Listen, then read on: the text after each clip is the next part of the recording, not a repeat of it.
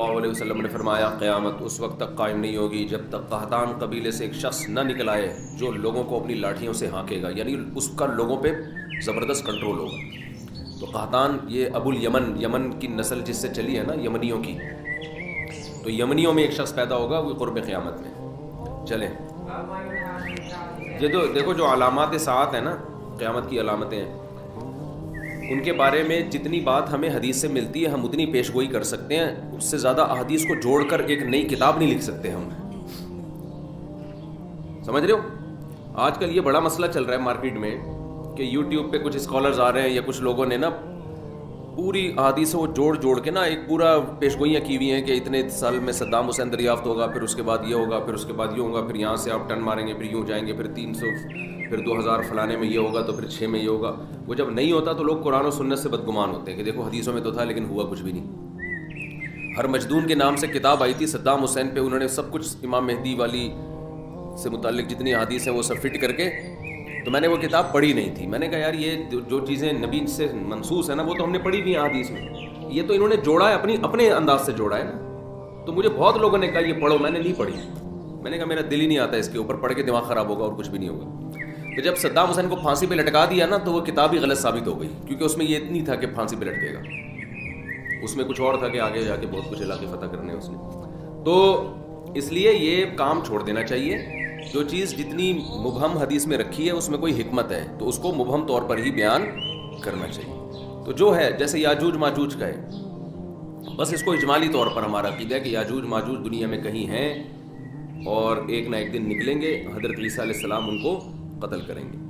تو کیا ہیں کہاں ہیں ہمیں معلوم نہیں ہے۔ حضرت عیسیٰ ابن مریم نازل ہوں گے، ان کے بارے میں اتنی حد تفصیل سے ہمیں بتا دی گئی ہے کہ دمشق میں آئیں گے، ٹھیک ہے نا، مسجد کے مینار پہ اتریں گے، یہ بات ہمیں بتا دی گئی ہے۔ انہی کے دور میں امام مہدی بھی ہوں گے، امام مہدی ان کو نماز کے لیے آگے کریں گے مگر وہ نماز کے لیے آگے نہیں بڑھیں گے۔ بس کس سن میں آئیں گے اس کا قرآن و سنت میں کوئی تذکرہ نہیں، آئیں گے دمشق میں، صحیح ہے نا؟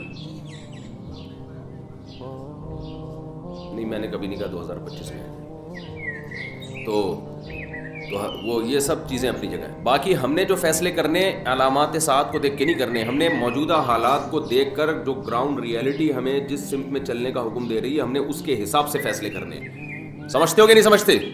مثال کے طور پر ہوتا ہے کوئی بھی آدمی خروج کرنا شروع کر دیتا ہے اسٹیٹ کے خلاف، یا کہیں بھی کسی ملک میں دھماکے شروع کر دیتا ہے اور کہتا ہے اصل میں خراسان سے ایک لشکر نکلنے والا ہے، حدیث میں آتا ہے، تو میں اس لشکر کے لیے لشکر تیار کر رہا ہوں چھوٹا، تاکہ وہ بڑے لشکر میں ضم ہو جائے۔ یہ چل رہا ہے مارکیٹ میں، تو بس امام مہدی آنے والے ہیں، تو وہ دیکھو حدیثوں میں تو آتا ہے جب یہ ہوگا تو پھر وہ دیکھو ابھی امام مہدی آنے والے ہیں، ابھی یہ دھماکہ کرنا ہے، ہم نے فلاں جگہ بم رکھنا ہے، تو بھائی لشکر تیار ہو رہا ہے نا، تو خلاف خلیفہ بھی آ رہا ہے، تو ہم امام مہدی کے ساتھ ملیں گے۔ تو آپ کہو بھائی کب آ رہے ہیں؟ بھائی حدیثوں میں ملتا ہے دیکھو، تو وہ یہ لشکر ہوگا اور خراسان میں ابھی دیکھو بم پھٹائے گا نہیں پھٹا، تو یہ وہی امام مہدی کا لشکر تیار ہو رہا ہے۔ بھائی ہمیں کیا پتہ یہ وہ والا ہے یا وہ والا بم پھٹائے یا وہ والا جو امام مہدی کے دور میں پھٹے گا وہ بعد میں جا کے پھٹے گا، ہمیں کیا پتہ یار۔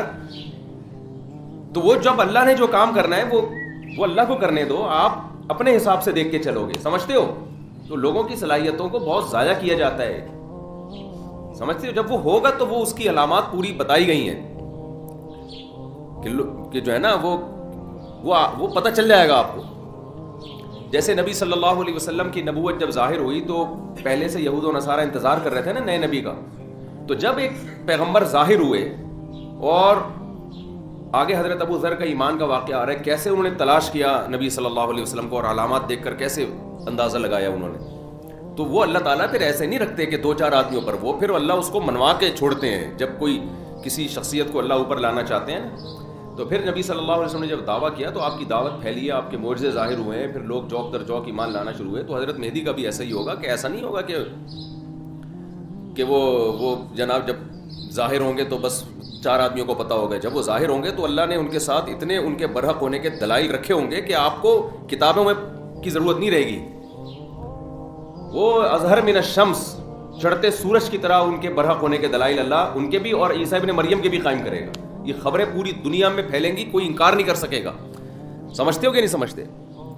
تو کیونکہ ان کے ساتھ پھر ساتھ دینا واجب ہوگا نا، تو پھر اللہ اپنے بندوں کو ایسے نہیں، جیسے عیسیٰ علیہ السلام نے جب نبوت کا دعویٰ کیا نا، یا حضرت مریم نے کہا کہ یہ ولد الزنا نہیں ہے معاذ اللہ، تو اللہ میاں نے ایسے ہی نہیں چھوڑ دیا. حضرت عیسیٰ ماں کی گود میں پورے یہودیوں کے مجمع کے سامنے بولے ہیں.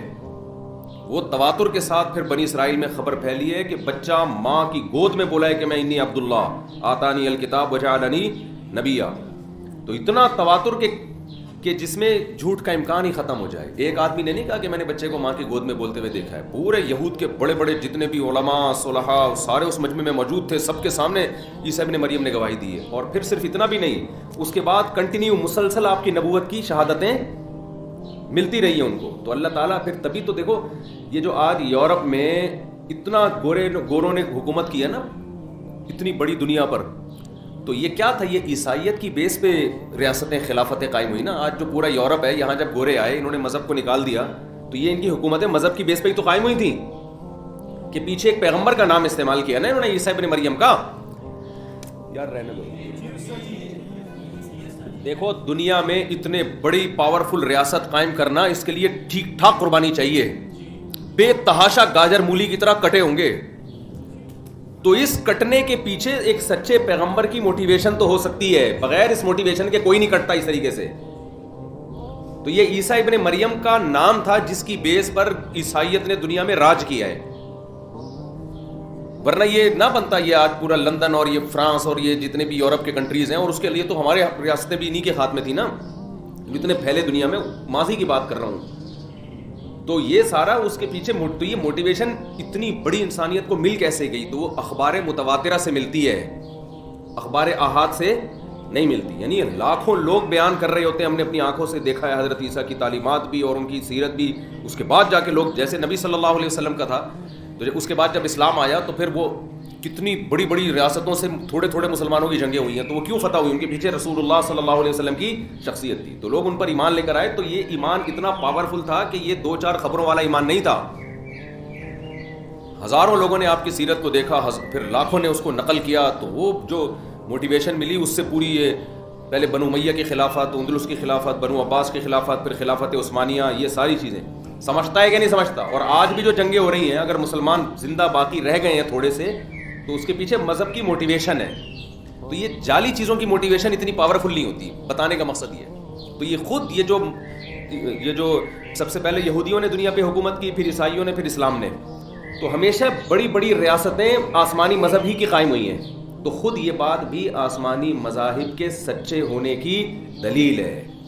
کسی باطل بیس پر اتنی بڑی ریاستیں قائم ہوتی نہیں ہیں, کیونکہ اس کے لیے ٹھیک ٹھاک قربانی چاہیے.